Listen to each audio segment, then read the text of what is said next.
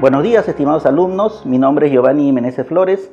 Soy médico cirujano, doctor en medicina, docente asociado del Departamento de Medicina Preventiva y Salud Pública de la Universidad Nacional Mayor de San Marcos. Y el día de hoy vamos a hablar de profesiones de salud en el mundo antiguo, el periodo clásico, Grecia y Roma. Entonces, el objetivo de esta sesión educativa es, con una tingencia indispensable, tratar de conceptos generales con respecto a lo que ahora llamamos profesiones de salud en el mundo antiguo, principalmente en el énfasis Grecia y Roma, pero por supuesto vamos a hablar también de la prehistoria, Egipto, Mesopotamia, hebreos, Grecia y justamente Roma. Lo que vemos a continuación, me interesaría que ustedes se fijen, es el famoso emperador Octavio Augusto, que está señalando allí. ¿Qué es lo que ustedes ven allí? Me interesaría que fijaran sus ojos en esa imagen. ¿Qué ven? Nubes, cielo. ¿Qué ven? Bueno, pueden verse muchas cosas en realidad. Hay un fenómeno llamado pareidolia, que es justamente que uno puede ver imágenes o caras tal vez en algunos objetos, en las paredes, en las nubes. Lo que nosotros vamos a ver, por ejemplo, ¿qué veríamos en este caso? Lo que yo veo, si se dan cuenta, haciendo un trazado de la imaginación, es una especie de rostro humano. Pero a mí me recuerda el Quijote. Pero también, si se ve arriba, puede ser también un muñequito, justo donde estaría el ojo izquierdo. ¿A qué vamos? ¿Cuál es el objetivo que yo quiero mostrarles al mostrarles esa imagen? Es que tratándose de un fenómeno tan complejo como la historia, hay muchas visiones. Y cada observador tiene un sesgo y ve a veces lo que quiere ver. Porque la historia son los hechos en cuanto fueron, pero la interpretación de estos hechos puede caer en muchos problemas y errores. Uno de ellos es el anacronismo. Es ver lo que uno vio en el pasado, lo que ocurrió en el pasado, con los ojos del presente. Y ese es un error importante. Solamente llamar profesiones de salud a lo que existía en el mundo antiguo ya es un error importante, porque no existían como tales profesiones de salud. Otro tema es el reduccionismo. Querer pensar que una cosa es simple cuando en realidad fueron varios fenómenos que a su vez tuvieron diferentes niveles de complejidad. Y entonces uno intenta sobresimplificar. Tendríamos por lo tanto que delimitar este fenómeno de manera espaciotemporal. Y hay que siempre tener en cuenta que en historia existe mucho el sesgo del observador. La manera en que yo organizo la información que dispongo va a ser diferente de la que seguramente otra persona puede organizarla. Entonces, comencemos. Tenemos que hablar de conceptos generales de lo que es una profesión, lo que es una profesión de salud y lo que entendemos por mundo antiguo. Esto es importante porque en el mundo antiguo no existían profesiones como tal. La profesión es un fenómeno moderno que tiene que ver con la división del trabajo a través de diferentes especializaciones. Emil Durkheim, un sociólogo, uno de los padres de la sociología, definió justamente o concibió la corporación profesional como la institución que daría lugar al nuevo orden moral de la sociedad industrializada, en las cuales todos los participantes de la misma actividad, patrones y empleados, buscarían organizarse de acuerdo con las regulaciones profesionales, donde los deberes y los derechos serían delimitados y de esta manera se evitaría el abuso del débil, el predominio del poderoso, y de alguna manera habría una producción mucho más organizada. Esto tiene que ver bastante con fenómenos ya de la sociedad moderna. Por lo tanto, en la edad antigua es difícil poder hablar de profesión. Pero entonces, ¿qué es una profesión? Según María Elena Machado, famosa socióloga brasileña, autora de un texto, la existencia de un cuerpo esotérico de conocimientos, o sea, conocimientos restringidos, bien delimitados, y la orientación para un ideal de servicios, son dos atributos que son incuestionables para definir la profesión. No se puede entender la profesión sin estos elementos. Para Weber, la profesión es una peculiar especialización y coordinación que muestran los servicios prestados por una persona, fundamento para la misma de una probabilidad duradera de subsistencia y de ganancias. Una persona tiene que vivir de su profesión. Eso como un primer elemento, porque es una ocupación a tiempo completo. Y por supuesto, al haber un cuerpo especializado en conocimientos esotéricos, tiene que haber un lenguaje técnico y hay estilos comunes de comportamiento. Entonces, formas de trabajo que son específicas e incluso formas comunes de vestirse. Los médicos nos vestimos de blanco, las otras se visten de guinda, las enfermeras se visten de verde, las nutricionistas se visten de crema y así sucesivamente. Entonces, en la profesión se organizan e identifican intereses utilizando controles en el acceso. Cualquiera no puede entrar a la carrera. Se seleccionan quiénes van a ser los nuevos integrantes de esta profesión. Se proyecta sobre cómo va a ser y cómo se regulan los participantes y por supuesto se adoptan códigos de ética, lo llaman la deontología. para ver el tema del desenvolvimiento profesional y para proteger no solamente a los clientes externos, a los usuarios del servicio, sino también a los mismos miembros de la profesión y distinguir los que trabajan bien de los que trabajan mal. Entonces, la adquisición de un cuerpo de conocimientos formales adquiridos tras una iniciativa jurídico-legal se lleva a cabo en las sociedades modernas justamente por las universidades. Tiene que ser entonces una formación puramente académica. Si bien es cierto hay carreras técnicas, profesionalmente se considera que tal profesión es justamente un fenómeno universitario y tiene una fuerte orientación al servicio. Por lo tanto, tiene que haber intereses en la comunidad y tiene que haber una practicidad moral que implica estándares de aptitud, ejecución y servicio. Tiene que ser una persona capaz, tiene que hacer bien su trabajo y tiene que poder dar un servicio a la comunidad.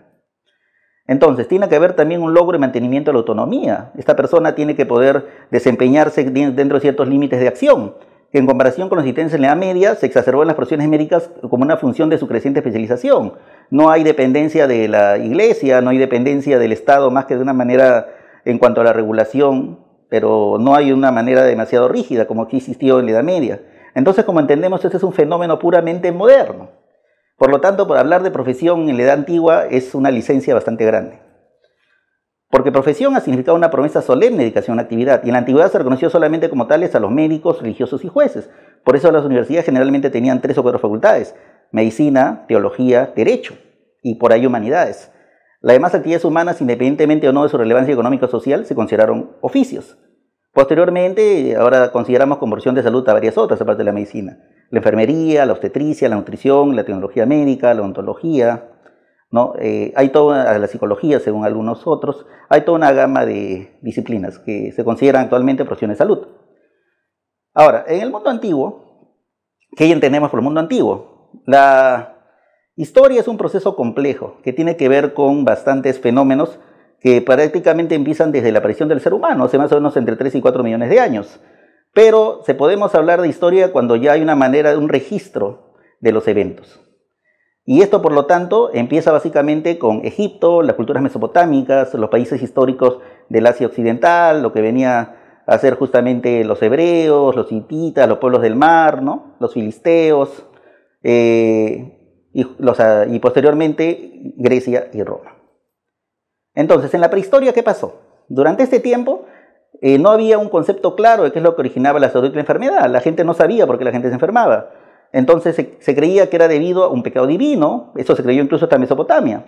Se pensaba, por lo tanto, que uno había actuado mal y por lo tanto se enfermaba, o que simplemente no había hecho algo adecuado, entonces como consecuencia se enfermaba. Entonces esta creencia mágico-religiosa determinaba que las curaciones que pensaban también debían ser mágicas. Entonces eso cambió en Egipto. En Egipto ya hay una idea bastante clara de lo que viene a ser unas causas sobre la salud y la enfermedad, y ya existe un cierto grado de formación de los conocimientos. Ya, por lo tanto, el médico, la comadrona, actualmente se considera la obstetricia y el veterinario, que es el que se encarga de los animales, eran profesiones libres, bueno, en tanto tales, como llamándolas así actualmente. Gozaban de gran prestigio y el estímulo de los ciudadanos. ¿Y dónde era que estudiaban? Ellos estudiaban en organizaciones llamadas Per Anj, o Casa de la Vida, que era una institución dedicada a la enseñanza del más alto nivel, que no solamente estudiaba medicina, sino se estudiaba astronomía, matemáticas y una religiosa, y posteriormente en el Imperio Nuevo, ya posterior, muchos siglos después que empezó Egipto, lenguas extranjeras. Aquí era donde prácticamente los grandes funcionarios o escribas estudiaban, pero no solamente era una casa de estudios, que justamente seleccionaba muy bien a sus integrantes, sino también funcionaban como archivo, también ayudaban a hacer amanuenses, es decir, a copiar manuscritos, y hasta en algunos casos servían como una especie de sanatorio donde tenían horas de consulta, especialidades, citas. Era un sistema bastante organizado. Como paralelo a la Casa de la Vida, donde justamente se formaban todos los funcionarios, los que iban a hacer carreras administrativas, pero también los médicos, había también en contraste las famosas Casas de la Muerte. En las Casas de la Muerte era donde justamente se dedicaban a embalsamar a los muertos, y quien embalsamaba eran justamente los embalsamadores, que era una profesión de ínfima, digamos, categoría social. ¿Por qué? Porque al tener contacto con todos estos líquidos y materias mediante las cuales se conservaban los cadáveres, entonces uno que adquiría un olor penetrante, que era fácilmente notable, entonces esta gente le generaba un estigma social, y dos, que a veces estos líquidos eran muy corrosivos y le causaban cicatrices que ocasionaban el rechazo por deformidades físicas. Entonces, en lo más alto de la escala social estaban los médicos y en lo más bajo los embalsamadores.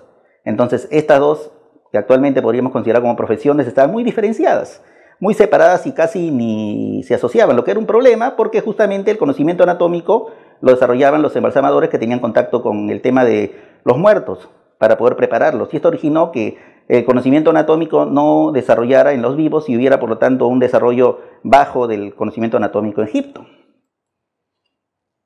Esto posteriormente fue cambiando, ¿no? Ya en Mesopotamia empieza a haber ya una especie de regulación o reglamentación de lo que venía a ser el accionar de algunos profesionales.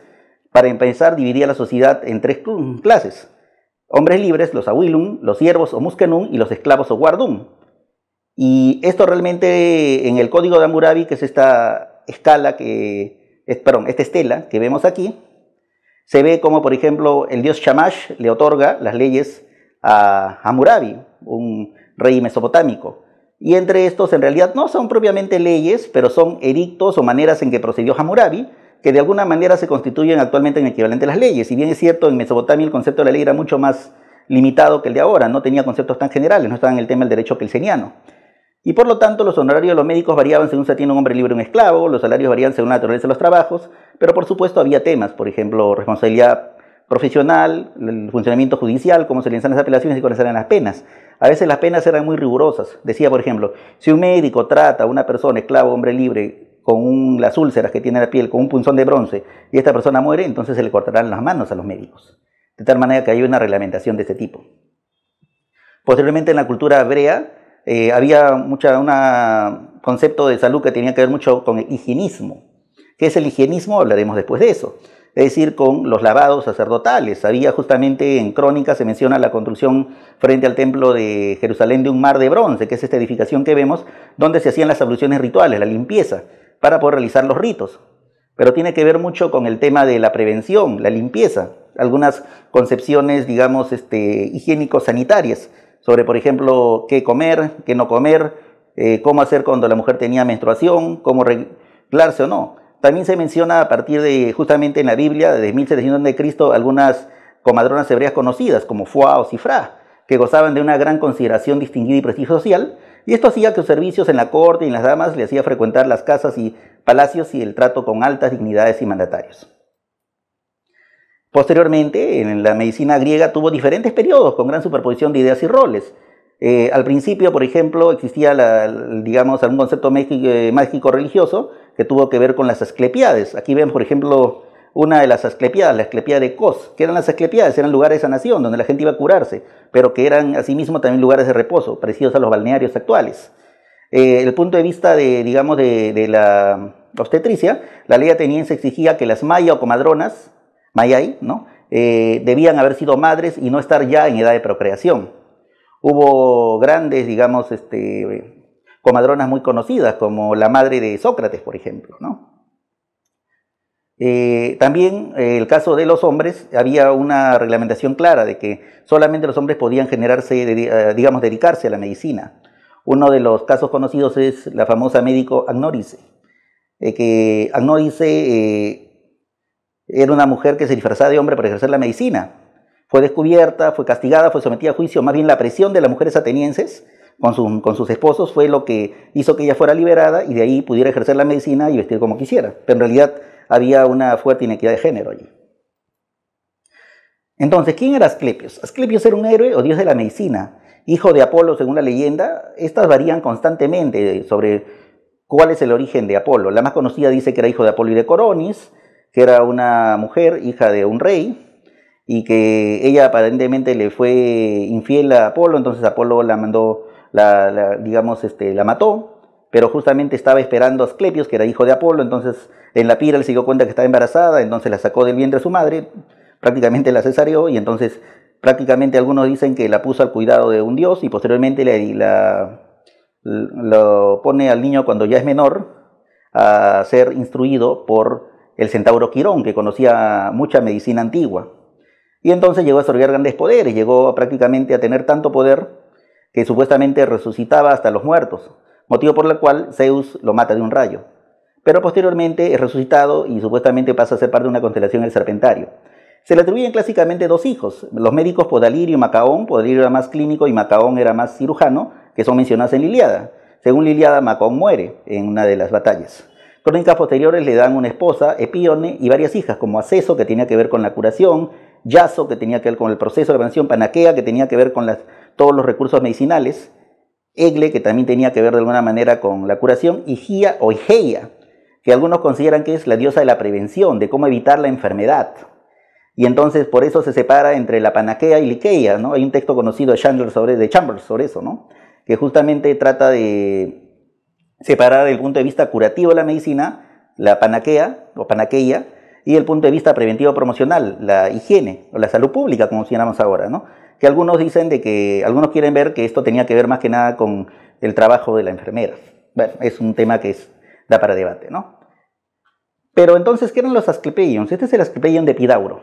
Eran lugares donde justamente la gente que consideraba que había tenido alguna falta, etcétera, o algo, algún tipo digamos, de problemas, ¿no? De algún tipo de transgresión, entonces habían supuestamente desarrollado algún mal. Y entonces, como consecuencia de este mal, iban a las Asclepeion, donde se les sometían a toda una serie de regímenes catárticos, se les hacía hacer dieta, se les hacía dormir, se les sometía a toda una serie de curaciones y reposo, y con esta vida saludable muchas personas mejoraban.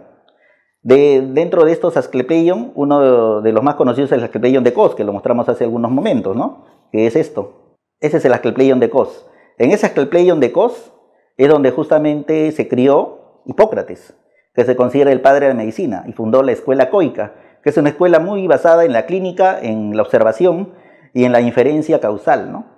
Pero tiene que ver mucho con el profesionalismo, porque Hipócrates es que empieza a plantear mediante el famoso juramento hipocrático, algunos temas que relacionan con el ingreso a la carrera. ¿A quién le enseñaré medicina?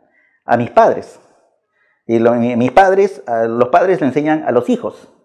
Y solamente quizás a los hijos de mi maestro, pero a nadie más.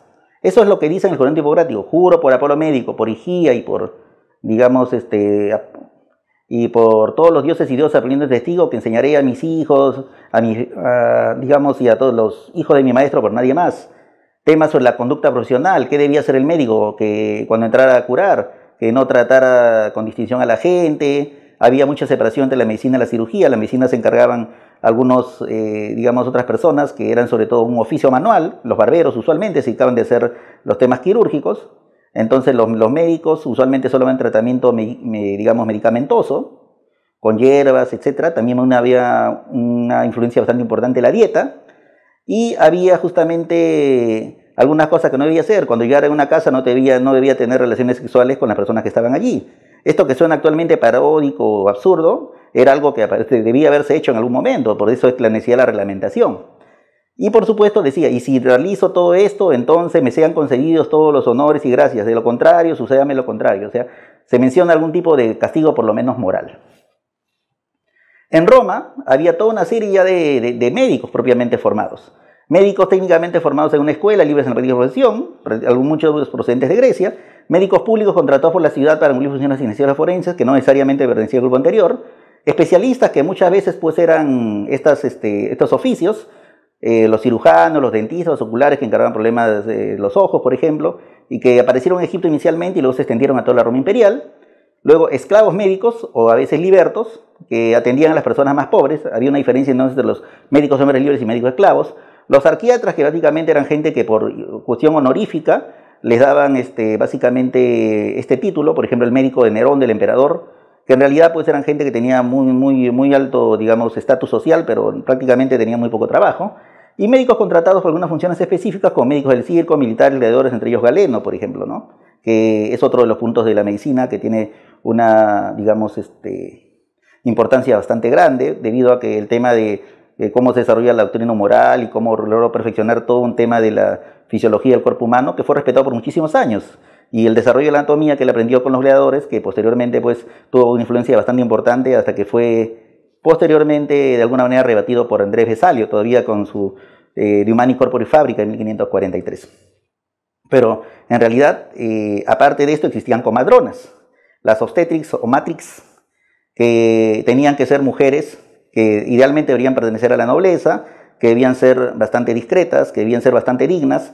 Plinio menciona algunas características de esto, pero en realidad muchas veces eran esclavas, y estas mujeres esclavas tenían que justamente desempeñar toda una serie de trabajos atendiendo los partos de sus patronas, y era un tema de que en realidad fue bastante complicado, ¿no? Incluso en los tiempos del rey Numa Pompilio, rey etrusco, se mencionan algunas leyes sobre lex cesárea, sobre cómo hacer cuando la madre había muerto pero consideran que el niño está vivo, cómo abrir el vientre para sacarlo. Todo este tipo de reglamentaciones se dieron en Roma. Entonces hemos tratado de cubrir todo un espectro amplio de todo el desarrollo de las profesiones de salud. Hemos hablado un poco de la medicina, hemos hablado un poco de la enfermería, hemos hablado un poco de la obstetricia, hemos hablado un poco de la dietética, pero en realidad todo esto estaba imbricado en el tema del desempeño de salud. No había una profesionalización tan clara como actualmente lo tenemos. Pero todo este proceso confluye para que de alguna manera, posteriormente, cuando se da la Edad Media, se dé una diferenciación más clara, y en la Edad Moderna ya empiezan a desarrollarse todo este proceso de manera mucho más diferenciada. Entonces, las comadronas se encargaban de cuidar a las madres y los niños durante el alumbramiento. Las nodrizas amamantaban y cuidaban a los niños de familias ricas. Y como estaba diciendo, estas tareas las desempeñaban en su mayoría mujeres esclavas que dependían del curandero o del sacerdote pues, para instruirlas y dirigirlas. Muchas veces esta enfermera también ejercía comadrona, herborista, nodriza, cuidadora de niños y ancianos. Y a veces, pues, con el tema de todas las conquistas militares y expansiones, se desempeñaban hospitales de campaña que posteriormente, de alguna manera, se podían convertir en hospitales permanentes por un tiempo. Tenían hombres libres y también esclavos. Y de alguna manera se creaban infirmarium, que eran sitios donde justamente se dedicaba a las personas que no estaban firmes, o sea, que estaban debilitadas. Entonces, estas personas, en estos infirmarios, actualmente son las enfermerías, atendían pues hombres y mujeres que podíamos considerar enfermeros. En cambio, cuando se llamaban las guerras, los médicos eran supuestamente los que estaban en el medio de la columna y se dedicaban a hacer que las personas que estaban en la vanguardia, que estaban heridas, las llevaran hacia atrás para que las atendieran. Entonces, por otro lado, también había en la salud pública funcionarios pagados por el Estado que probaban las comidas, supervisaban el agua. Es muy importante el tema de salud pública por todas las aguas termales que había, ¿no? En esos tiempos, y entonces de alguna manera podían ver el drenaje de los acueductos, porque el tema de la calidad del agua era muy importante para Roma debido pues, a todas las enfermedades infectocontagiosas que había. Entonces, en conclusión, todo este desarrollo de las diferentes actualmente llamadas profesiones de salud fue un fenómeno que al principio estaba bastante condensado en unas pocas ocupaciones, médicos, por ahí enfermeras, posteriormente el desarrollo de la obstetricia, que eran las comadronas, y posteriormente se da el germen para que se desarrollen todas las profesiones de salud que actualmente consideramos. Bien, eso es todo. Muchas gracias.